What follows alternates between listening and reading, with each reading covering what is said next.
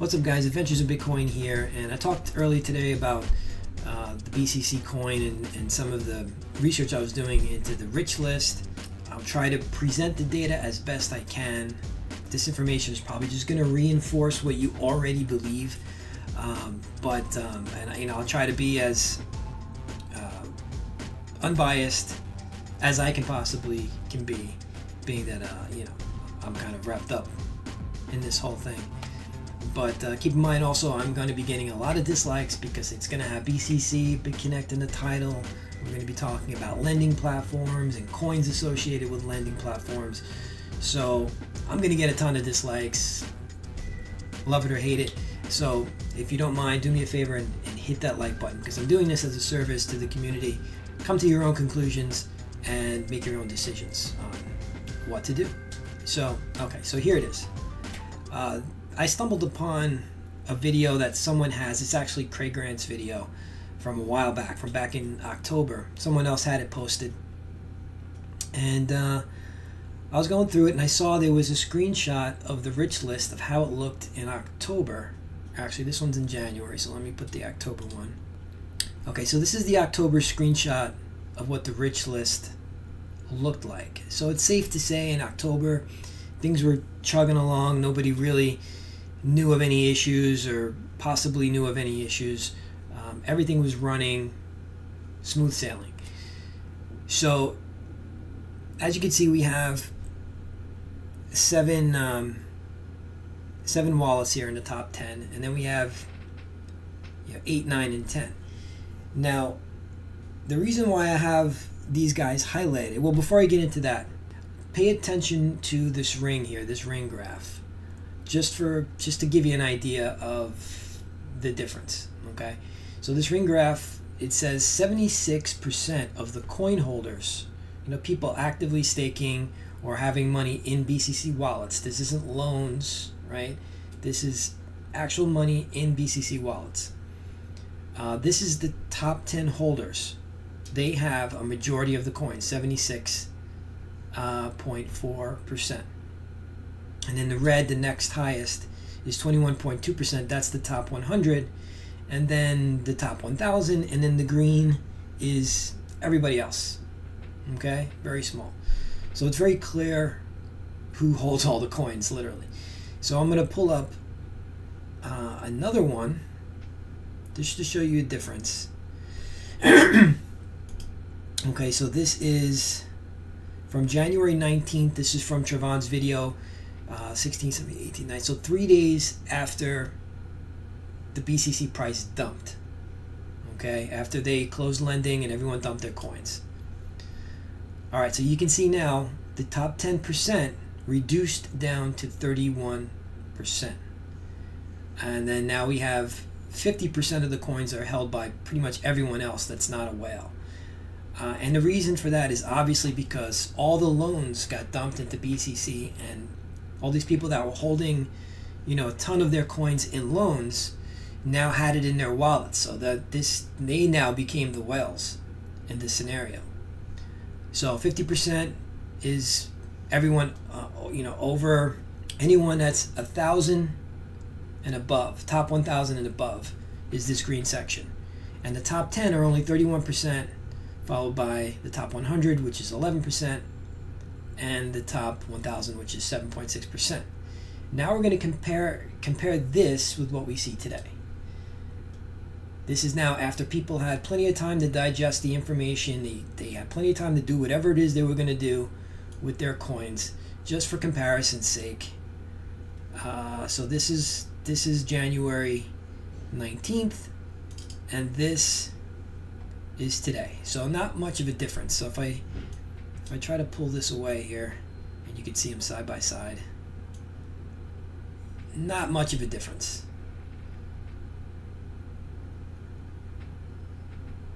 So yeah, okay, so I'm going to put today's rich list off to the side, and we're going to go through, where are we? This is January 19th. Okay, we'll put this to the side.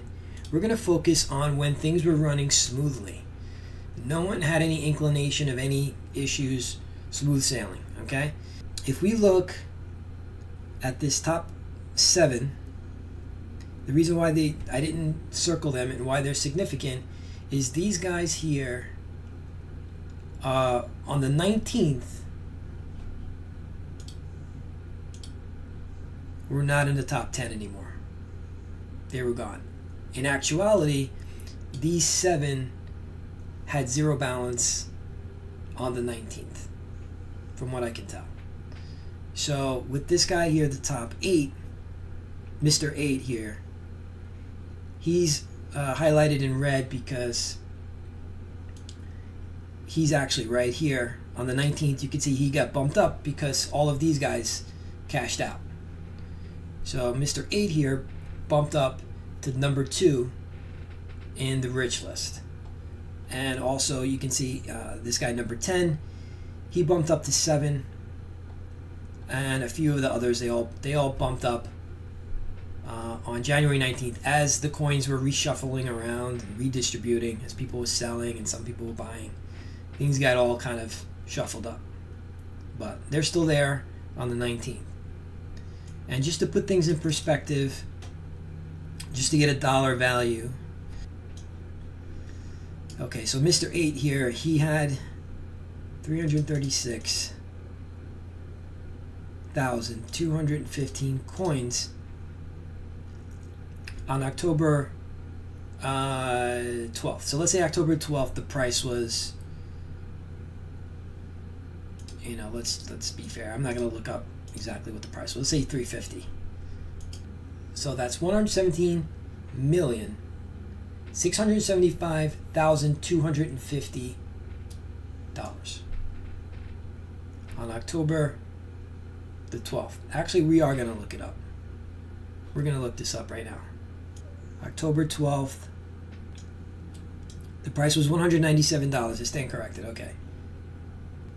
Let's say 178. So $178 times 336,215 coins. 59,846,270. That's a lot of money. My point is, this guy here didn't sell. And if we look at today, HEB8HVCK, this is him right here. He has actually more coins today. He has 412,172 coins, and let's just see, you know, what's the value today. So he has 172, 172,000 coins times the price today, I think, is $9. Let's go with 9. It was 9 last night, so let's go with that. 3,709,548. Okay. This guy took the biggest hit, but he still has $3 million of BCC. Okay, so just that was just to put things in perspective as far as dollar value of, you know, when you get into the 300,000 coin limit, you got people up here with, you know, 1 million coins. So let's kind of dig into these 7, because everyone wants to know who these 7 people are, the top richest coin holders in October, right? So let's I made this little spreadsheet here. All right, so these are the top 7. We're going to focus in on them. And, you know, I'm not trying to paint a picture in either direction here. I'm just presenting the information because it's interesting. And there's really no way to determine what exactly is going on or who did what. But you can kind of form opinions based on the data. Now, these 7 guys, here's what we know, all right? On October 12th, 2017, this is how much coins they had in relation to everyone else. It tells you their first deposit. This we can tell by looking in the blockchain. I went ahead and did all that. So aside from this guy, the number one guy, what's interesting to note here is that all of these wallets were deposited. There were no deposits prior to 4/17. And if you see, they were all given significant amount of coins, okay, in the 6 figures on the same date and the same time, 1:15 and 18 seconds, with this one being 1:16 and 51 seconds.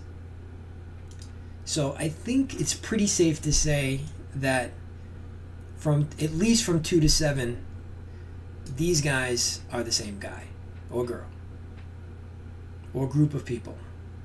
Okay, no way to tell for sure, but this is pretty, suspect that on the 17th. Now, mind you, BitConnect had already been well established and in business since February. So you got February, March, April. So 2 months. And actually, there were some people, the early adopters who were in it sooner than that. I think going back to, like, people in Asia going back to December. But the way when it started, I think, getting a little more adoption was in February. Definitely in April, when the promoters in the U.S. really started driving this thing hard. So, yeah. So moving on. They received their very last stake on this column here, and you can see the stakes are random, so they've all come in random dates. But it's important to note that they cashed out pretty much immediately after their last stake. I mean, like immediately after. It's almost like they were waiting for that last stake, and then they jumped out. So starting from the bottom here, the last stake came in for him on the 10th at 3:09, but he cashed out 5 days later, so he waited 5 days to cash out. So he cashed out in November at 4:25, cashed everything out. This is the amount that was cashed out at the time, and I confirmed 0 balance after that was done. And then here again in December, this last stake was 257. He cashed out the same day at 4:13. That's how much he cashed out. He had 0 balance. This guy cashed out the same day as his last stake. Cashed out 593,000 coins. He has 0 balance.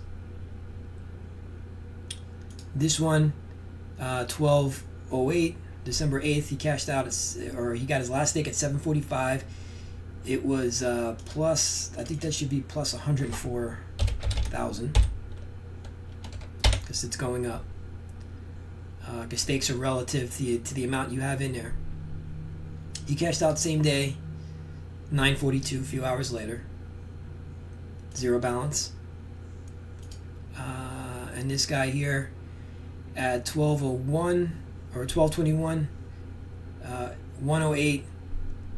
He got his last stake and then immediately cashed out a few hours later. He had 0 balance. And this guy on the 18th, he as well, same day, 118 cashed out. 9 hours later, 10 hours later, he cashes out after his last stake. The strange thing that I noticed with the last one here, number 1, he actually waited 6 more days to cash out. So he got his last stake on 1/11 and didn't cash out until the 17th. But I'm willing to argue he didn't like this stake. Because stakes come in random, right? He's got 1 million in coins. 1 million coins, not 1 million in coins. 1 million in coins. And he only got $55,000 stake for that day. So he was probably like, I'm going to wait for the next one. So he just got the luck of the draw here and got a bad stake. So he was probably waiting for the next stake. But then he didn't cash out. Or I should say, he did cash out anyway. So you could almost figure out that, okay, he got this crappy stake. I mean, I'll take it. It's a nice stake. But for him, he should have been getting like 150, 250. He gets a measly 55,000 coin stake on 1/11, But by the 17th, he cashes out. Actually, we know why he cashed out. The 16th was D-Day. That was the day that all the coins got dumped and everyone was forced to sell. So actually that's why, okay, I put these in orange because these two guys, which is very interesting, the first two, the top two guys that had the top amount of coins in October, when everything was running smoothly, cashed out their wallets at a loss. Because we know that they dumped our coins on the 16th and we were all forced to sell immediately. So these two guys sold at a loss.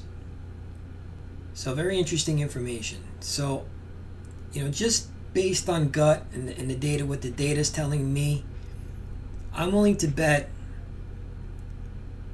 it, you know, definitely 3 through 7 are the same person or the same entity controlling them. Arguably 2 as well. Because, you know, he opened his account, or I should say made his first deposit of a huge amount of coins on 4/17 at 1:15. I don't know if that's significant. Maybe there was something significant happened this day. Maybe the wallets became available, the staking wallets. I'm not sure, but it just seems odd that, you know, all 6 of these guys deposited huge amounts on the 17th, but not only that, within 1 minute of each other. So safe to say they're the same guy. So now if we look at the chart, and I'll try to put this up simultaneously. So I know a lot of people are going to be looking at this and they're going to say, yeah, if this is the same guy, he knew something back in November and he was selling, he was cashing out, you know, little by little by little by little. And, you know, there's some validity to that. That's definitely possible. We don't know that for sure. We don't know that for sure, but that is an observation you can definitely make here. And if we compare it, if we look at the BitConnect chart and we look at these dates and we look at them in order,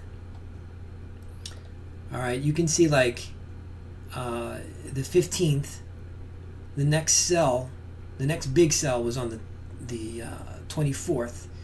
So 15, 16, 17, 18, 19, 20, 21, 22, 23, 24. So 9 days later, he sells again, right? Then 24, what's the next one? The second, so 24, 25, 26, 27, 28, 29, 30. How many days in November? 1, 2. So 8 days later, he sells again, right? 593 coins or 582 coins. And then the next date is the 8th, which is 3, 4, 5, 6, 7, 8, 6 days. 6 days later, sells again 778,000 coins. And then on the 21st, he sells again, which is, you know, probably 2 weeks later. He waits, for whatever reason, he waits and he sells the big one here at 1 million coins. And again, we don't know if it was sold. All we know is that they cashed out of this wallet. That's all this information is telling us. They cashed out of this wallet. They could have done a loan. They could have sent it to someone, paid someone off, or whatever. I don't know. But it is interesting. Okay, so by now a theory is being formed that possibly, you know, those that were in the top 10 are possibly one and the same person. They may have had knowledge going back to November. This is the theory now, and was in a controlled fashion selling off these wallets. I'll call them. They're like sort of like offshore emergency accounts that you execute this protocol when you see that things are not going according to plan. So that is a theory, okay? And to give you perspective, it makes some of you probably really mad that are on the fence that this is all somehow a conspiracy.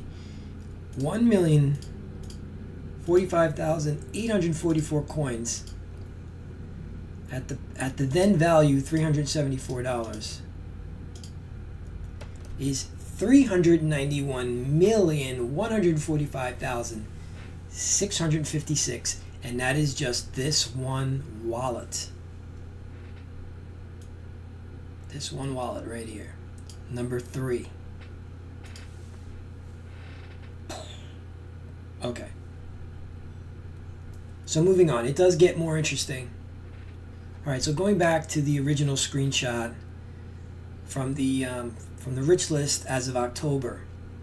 What about these guys that we know that they still have their coins? They didn't cash out, right? Let's take a look at what's going on with them today.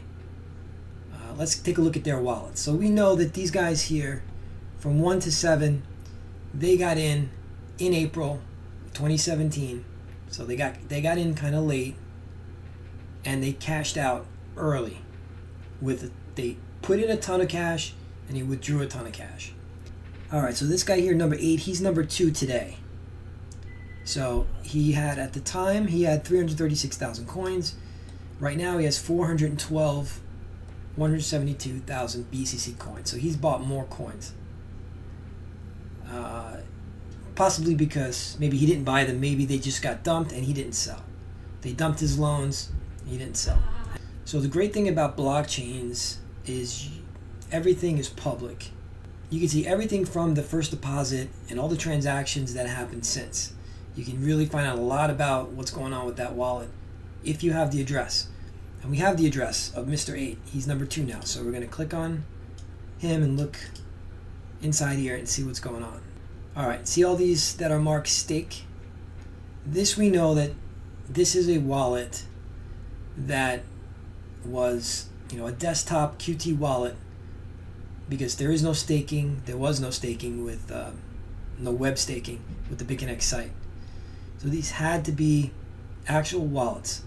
So if we go down to the very first transaction, you can see on January 18th, 2017. January 18th, 2017. This person deposited 250,000 BCC. Probably got it in an ICO and transferred it as soon as he could to the staking wallet. Started to stake. Did not do loans, at least not with his 250,000 coins. Maybe he got, triple that, and he did loans with a portion of it, and this is what he decided to stake with. Because staking rewards, especially in the very, very beginning, were very profitable. And we can tell that because he's earning stakes on that 250, because you can see the value keeps going up. What we can deduce about this person is, 1, they were in extremely early, probably in the ICO phase.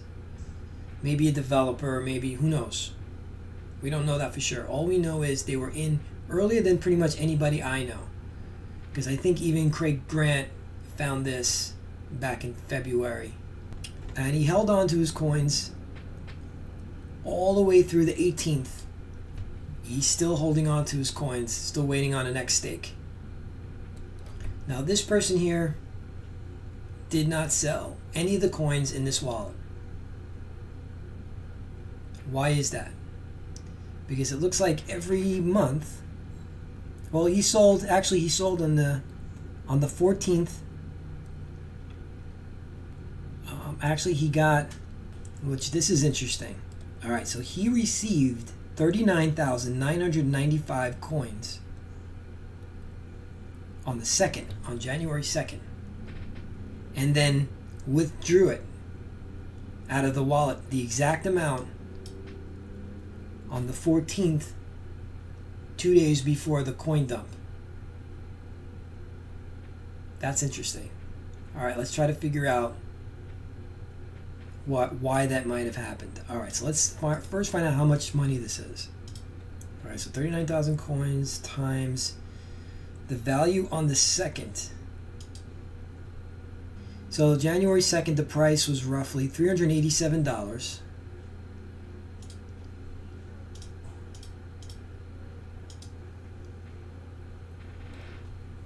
Wow. Wow. Wow, I'm speechless. So on the 2nd, this person was given $15 million of BCC tokens and then cashed it out 12 days later, 2 days before the coin tanked. But, big but, they still have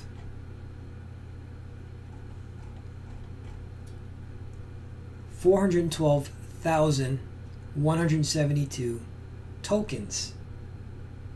They only cashed out 39,000 here, which is $15 million. But they were sitting on 412. Very interesting. Now 412,172 coins is earning him, roughly $2,300 in stakes. Now more than that per month. So for the month of January, he got 2, 4, 6, 8, 10. Let's say 10,000. So he's got 10,000 coins in stakes.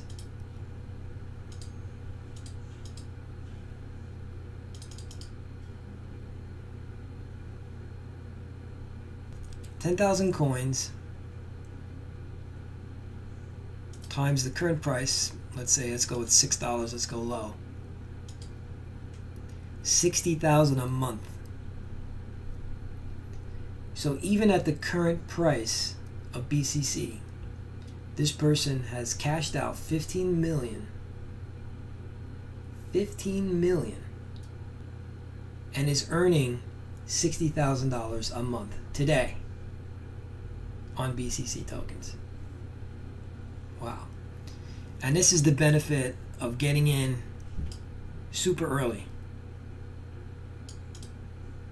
Super early. Now you can speculate as to what this is. This could be a capital release that they staked, and then for whatever reason, 12 days later they were like, you know what, I'm out of here. I'm gonna withdraw it. It could be a payoff. It could be hush money. Like I said, you can deduce what you want from this information, but it is really interesting. You can sort of paint whatever picture you want with this data, like with anything else, but you have to admit it's really interesting. And it's interesting to ponder what could be going on. Who is this person?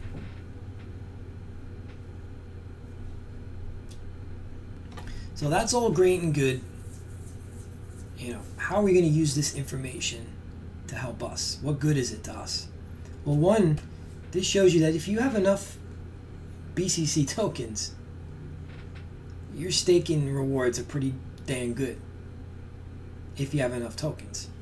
So that could explain why people familiar with BCC have been buying it up on the dips, but they're waiting for it to get real low, like sub $6 to scoop it up.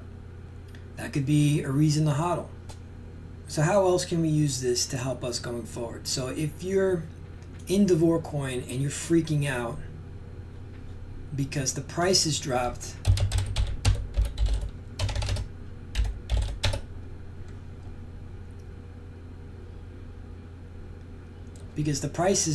from $150, I don't know, whatever the high was, to $6.33, and that is concerning. And the interest rates have also been plummeting. And when Davor coin starts saying things like, oh, we're starting a promoter program, where have I heard that before? And then this latest attempt here, who wants to be a millionaire, that they're giving away $1 million in lending for people who do a loan to try, kind of kickstart the lending again, because no one is lending, everyone is withdrawing, everybody's skittish. the BitConnect closing-end lending platform and all the lawsuits has people on edge, and people are just withdrawing everything that they can, and Davor is suffering. So how is this going to benefit us? And before I get into that, I want you to keep in mind that Davor is a currently working, functional lending platform with all its bells and whistles intact. Granted that the interest has dropped and the price has dropped, but this is a working lending platform with a coin that has a utility. And here we have BitConnect with a current price of $8.67 that has no utility anymore. So BitConnect coin has no real function other than being a cryptocurrency, just like any other, like Litecoin, like Bitcoin, only faster and less supply. Is still more than the Davor coin, which currently has a utility. So just to put things in perspective, say what you want about that. That's just to put things in perspective. But again, how are we going to use the information about the rich list to kind of give us a heads up of when to really start getting worried about the Davor coin? Now, one more thing about the Davor coin, and I have to stress, is if you put money in Davor coin and you are panicking that this is going to fall by the wayside like BitConnect and go in the same direction, you have too much invested. You've already done messed up. I have money invested in Davor coin. It's money that came out of BitConnect. I don't care about it. It's play money. It's cryptocurrency. It's just numbers on a screen to me. It's a game to try to get it to go higher, to get it to earn me more than what I put into it. It's a challenge. I fearlessly buy into the dips when the coin drops. I almost have all of my profits in the Dav coin right now because I just been buying the dips up. The cheaper it gets, the more I'm buying because I don't care. I don't care. I have other crypto sitting in Litecoin and Dash and a bunch of others on the exchanges, on wallets. So I don't care what happens here. And this is the attitude you're going to have to take on if you want to participate in something that's as risky as the Davor coin. Alright, so that being said, here's what I'm getting at. So, going back and looking at this circle here, this circle chart, in October when things were running healthy, and we're going to compare that with the Davor coin, how it looks today. Okay, let's organize this on the screen so you can see them both. Okay, on the left, you have a smooth running BitConnect pie chart. On the right, you have a kind of arguably suffering Davor coin pie chart with the wallet allocations, the top rich list. Okay, so here we have 76% of the coins. The majority of the coins are owned by the top 10 wallets.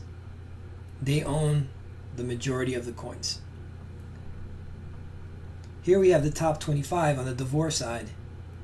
They own 83.92%, so they own a larger share. Granted, they're top 25 and not top 10. And the next biggest is the top 26 to top 50. So these charts, if you flip them, they look very similar, with the Davor arguably looking maybe a little bit healthier depending on how you read it. Okay, now this is not set in stone. This doesn't mean anything. All this tells us is that the people, I guess you could say, that are the most in the know, it's safe to assume, are the ones that own the most coins, the ones that are closest to the project. If they're not selling, then they know something. They know something is positive. Once those guys start selling, once you start seeing the rich list, and I've been taking screenshots of this every day to kind of keep track of who's doing what. Once you see these guys in the top 25 start shuffling around and they're no longer in the top 25, that is a great signal that things are rocky at Davor coin.